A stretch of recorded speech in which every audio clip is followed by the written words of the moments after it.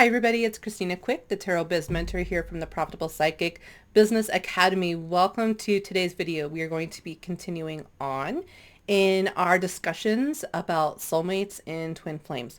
Now, today I'm going to be talking about how to identify a dark twin relationship.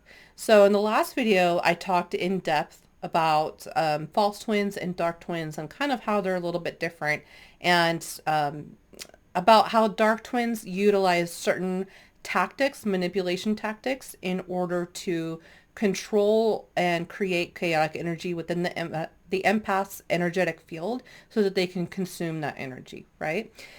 So today we're going to talk about 3 signs that you might be dealing with a dark twin flame and or a psychic vampire. All right. So in our last training, just to catch you up to speed, we talked about how the dark twin is a psychic vampire and the empath is could be codependent in order to attract that sort of relationship, and or simply it's a very bright light. The empath is a very bright light. Think of the dark vampire as like a moth, and think of the empath as a very, very bright light. And the, dark twin can't help but try to get to the empath in order to feed off their light supply.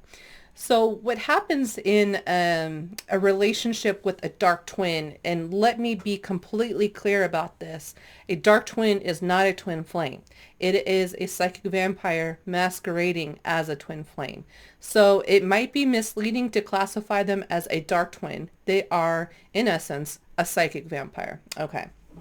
So what I talked about in the last video was mainly about how the dark twin will create an unstable environment for the empath to basically create insecurity and fear. And it's through this insecurity and this fear that the dark twin or the psychic vampire feeds off of and gains control over the empath. And whatever they get from this, it's very different from multiple types of dark twins.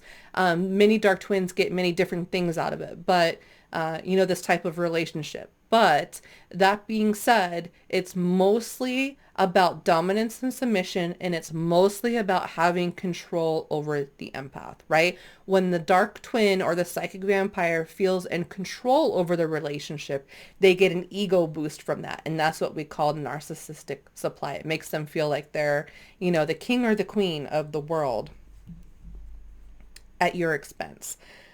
So the most common way that a dark twin is going to feed off of an empath is through creating codependent relationships.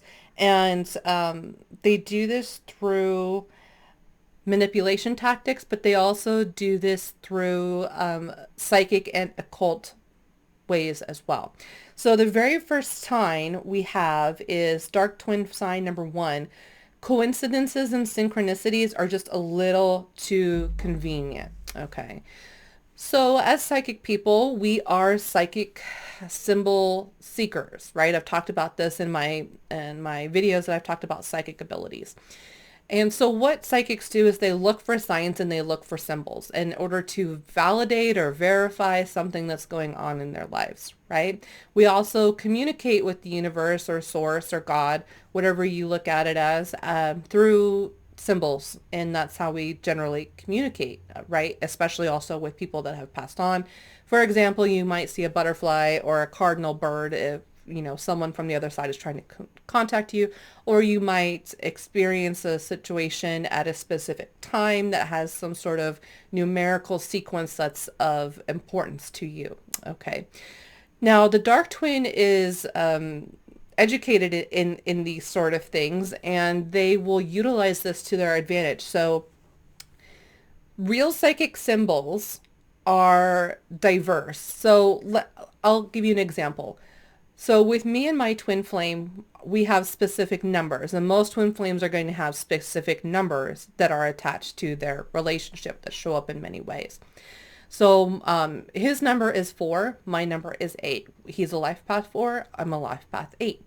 So a lot of things that happen to us are dealing with 4s and 8s. Like we might go through a situation and the time on the clock might be like 8:40, or, you know, it might be 4 o'clock, or it might be 8 o'clock, or there's, you know, tickets on our airplane tickets, or taxi tickets or something like that might have a whole bunch of 8s and 4s in it.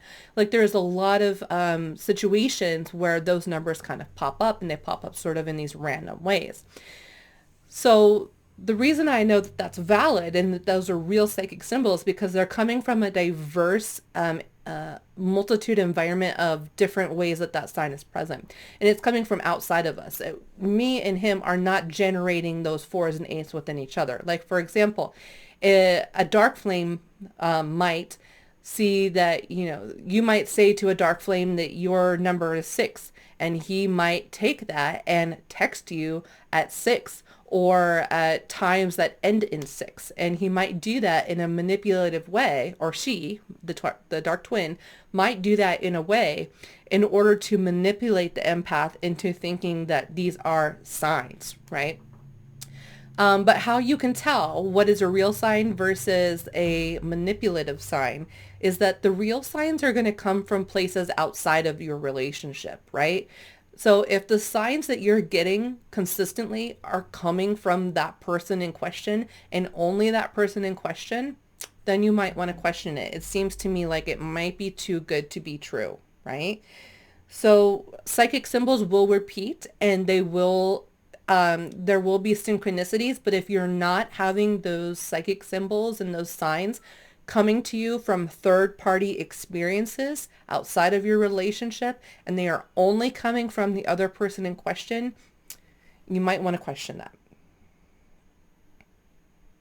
Also, if the signs are happening in excess and it seems too good to be true, it might be too good to be true. In an authentic twin flame union, there are signs and lots of signs, but they're spaced out. It's not like they happen every single day, right? Because if they happened every single day, they wouldn't be signs. They would just be things that happen every single day. What makes signs so important, and what makes signs so potent and powerful as ways we communicate with our psychic abilities, is that they don't happen all the time, and that they only happen at synchronistic or opportunistic times. Now, if you have these signs that are happening all the time and they're only generated from one person in the relationship, might be dealing with a dark twin. Dark twin sign number 2, the empath begins losing their sense of identity and sanity. Okay, so I want to spend some time now to kind of talk a little bit more about these manipulation tactics that the dark twins will use. I talked about this a little bit in my past video about dark twins and false twins. I talked about love bombing, gaslighting, hovering, and ghosting. Those are 4 different types of manipulation tactics that a dark twin is going to use. And so I'm going to read you basically the actual definition of these, and that will give you an idea of what they actually are. So what they do is dark twins will use these techniques, and I'm just reading off my personal notes, so I'm not reading the web or anything like that. This is all just stuff that I've written myself. Dark twins will utilize mind control tactics like gaslighting, hovering, and ghosting to manipulate the relationship in their favor, which usually involves, and it's like, it becomes like, at first you don't really know that it's happening, right? You don't know that you've kind of been connected with the psychic vampire in a parasitic way. But what happens is that dark twin will basically try to gain control over the empath's life, and this will happen very slowly at first, and that's where the gaslighting really comes in, because in the beginning you're like, am I crazy, or is this, you know, that's the common thing when you're being gaslit. Someone is intentionally trying to get a negative reaction out of you, knowing full and well that it's going to cause a negative reaction out of you, because they're feeding off of the chaotic energy that is created when you are gaslit. So gaslighting is the tactic of intentionally provoking a chaotic response out of a person or situation in order to cause havoc and harm. All right. So an example of gaslighting might be if one of your, I know I talk about cheating a lot, but that's like one of my big things. So that's like my experience. That's what I have to talk about.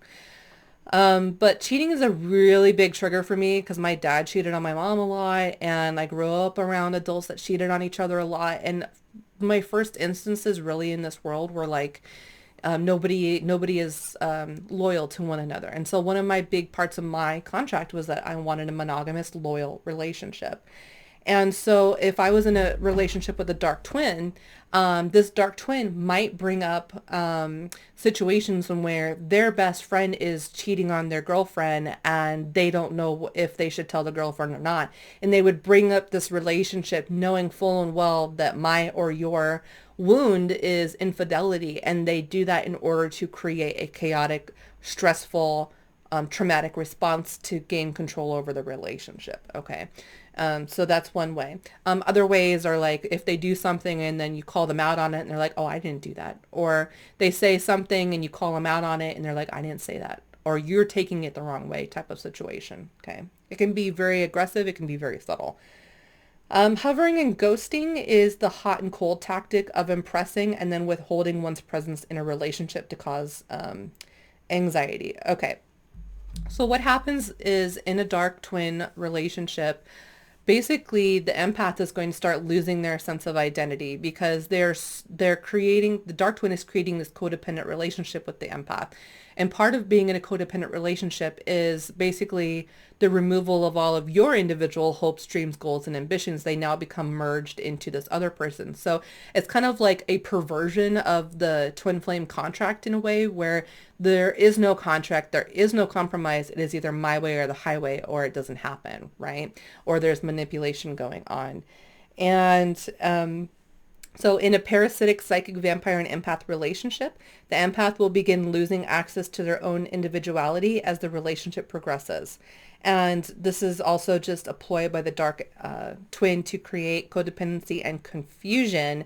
Because here's the thing, the psychic vampire will always have the upper hand in a relationship if the empath doesn't know where they stand. And so one of the ways that they do this is through hovering and ghosting. So hovering is where the dark twin comes on really, really strong and they want to be with you all the time. And they're calling you all the time, always checking up on you, always sending you roses, always sending you presents and things like this, always giving you an excess of their attention. And the moment that you do something, anything that they don't like, they withhold that attention as a form of manipulation in order to punish the empath. Okay, so what happens is that the hovering part of it, they will come on very, very strong. It'll be really hot and heavy. And then all of a sudden you'll do something that they don't like and then they disappear. Right? Or maybe sometimes you don't even do something they don't like. They just disappear and it will go on for months. So it goes from this hot and cold type of thing where they're showering you, love bombing you with attention and gifts and things like that. And then all of a sudden they withdraw that as a form of punishment because they don't want, the dark twin doesn't want the empath to know where they stand in the relationship. The dark twin doesn't want wants the twin to think that they are in this relationship and committed up to a certain extent, but then they ghost them, right? And then they remove that as a punishment for not conforming to what the dark twin wants them to do. So like I said, it's like taking that contract and perverting it into a way that it's like almost with giving and withholding affection. And this can be very, very traumatic to people that have that traumatic wound already from their childhood, right? Especially one of the big wounds is the mother wound. And the mother wound is with the withholding of nurturance. And so if you grew up in an environment where your mother or your sister or feminine people in power around you withheld nurturance when you didn't do things that they liked, that's a wound that has been created within you. And so the dark vampire, the dark empath is banking on that basically, right? And is utilizing that to create instability in your auric field. And when they do that, they can feed off of that insecurity. And it almost becomes like, you almost become like this puppy dog that starts following them around, right? Because they withhold that affection. So it's like everything in your brain just wants to go and be in that person's shower of affections again. And that's how they maintain control. So typically this happens in a pattern. First, the psychic vampire love bombs their victim with showers of praise and attention, and then this will increase, and it'll almost becomes stalkerish behavior, okay? It almost becomes too much. And if you are getting red flag signals that this person is too involved in your life or they're not respecting the boundaries, like if you say, don't show up at my work and they still continue to show up at your work, you know you're dealing probably with a dark twin because whatever you want is not relevant, right? Because their love for you is all that you should need. And so what happens at that point is that when the empath feels like they are being siphoned of their psychic energy, they will set boundaries, which further irritates the psychic vampire, who now ghosts the victim by withholding their attention. And the psychic vampire will eventually attempt to latch on cords of attachment again by resurfacing into the empath's life with statements like, okay, so now we're going on to number 3. They will tell the dark twin will tell the empath things like, I can't live without you, or don't ever leave me, or they make other semi-threatening passive-aggressive statements that make the empath question their intentions. So one of the big things about being an empath is learning how to set boundaries. This is my energy. This is your energy, right? And understanding what is our responsibility versus what is not our responsibility. And what is okay for us energetically and physically, mentally, emotionally, and what is not okay. And so a healed empath, like an evolved, awakened empath, will be a psychic vampire's worst nightmare because they can play the game better than a dark twin. So that is one reason to really study up on what it means to be an empath, to learn about boundaries and things like that. I actually have a training. It's called Become a Boundary Baddie, and I'll link it down below. It's a training that talks more in depth about the psychic vampire and the empath relationship. It's more about flavored to the tune of like how to deal with that in terms of clients as a spiritual life coach, but it's still general knowledge that's really good for everybody, right? And so that's one of the really important parts of being an empath, is learning about boundaries. Now, when you start to set boundaries, that's going to piss the dark twin off a lot. And that's when you start getting that violent kind of threatening ultimatum type of energy. If they start giving you ultimatums, run. In the beginning, they are basically, so here's what happens. The dark twin finds the victim. They go after this victim. They utilize these techniques of hovering and ghosting, where they're love bombing and then gaslighting in order to evoke a response, in order to withhold their affection, in order to punish you, right? And then they come back and they try to attach these cords back onto you. What this whole thing is, what this charade is the dark twin does not have any intentions of being with you. They don't have any intentions of being in an exclusive relationship with you. What they're doing in the beginning is they're testing your boundaries. They're testing how much narcissistic supply they can reasonably get from you with the least amount of effort possible. And make no mistake, you are not the only empath that they are feeding off of. Dark twins will have, let's say, a harem of empaths in which that they feed off of, and that they do the bare minimum in order to evoke an emotional response, in order to get that narcissistic feed supply from that empath.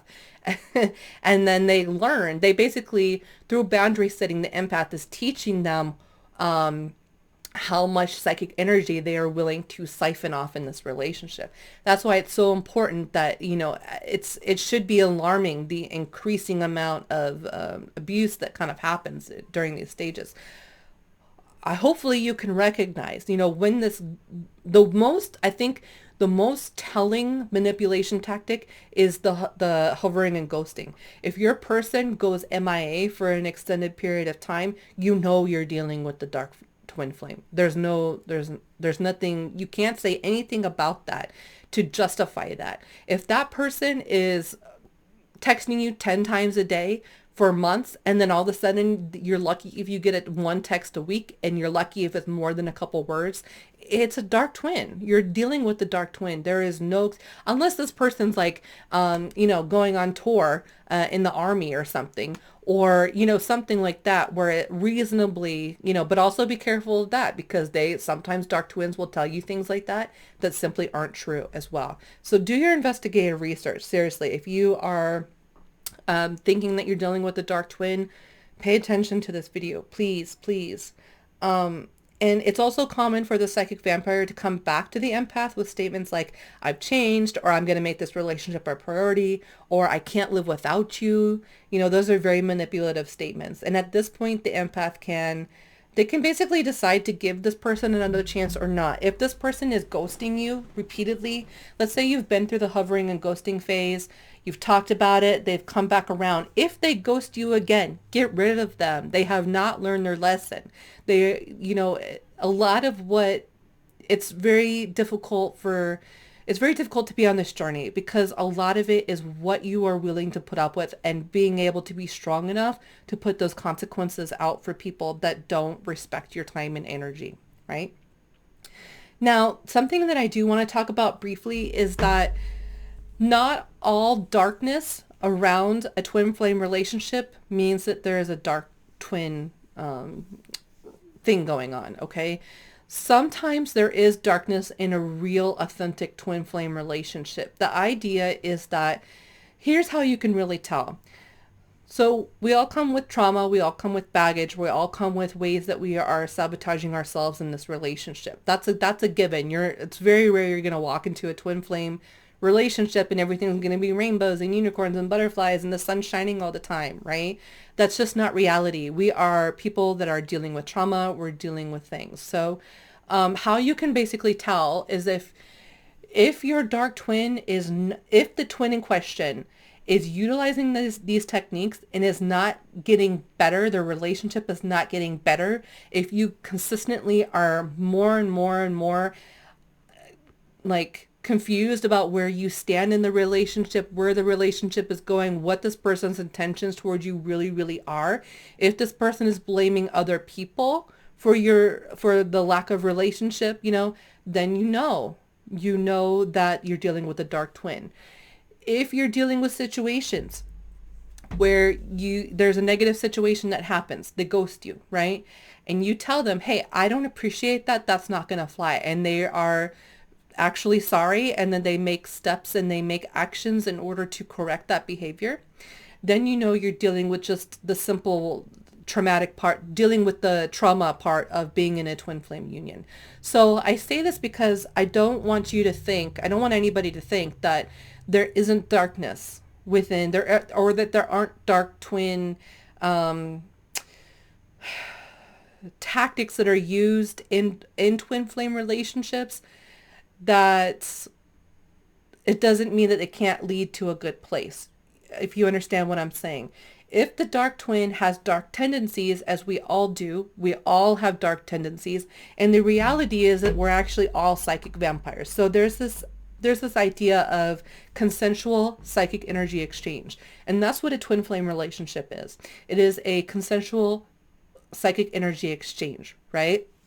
You need help with this, I will help you with this. I need help with this, you will help me with this type of situation. I can't be strong right now, you will be my strength. You can't be strong right now, I will be your strength, right? In the psychic world, we sell readings, right? So that is a form of consensual psychic vampirism, where people are in need of energetic supply. As professional psychics, we supply that for a fee, right? So that fee is what is the energetic exchange. That is agreement. That is the contract, okay?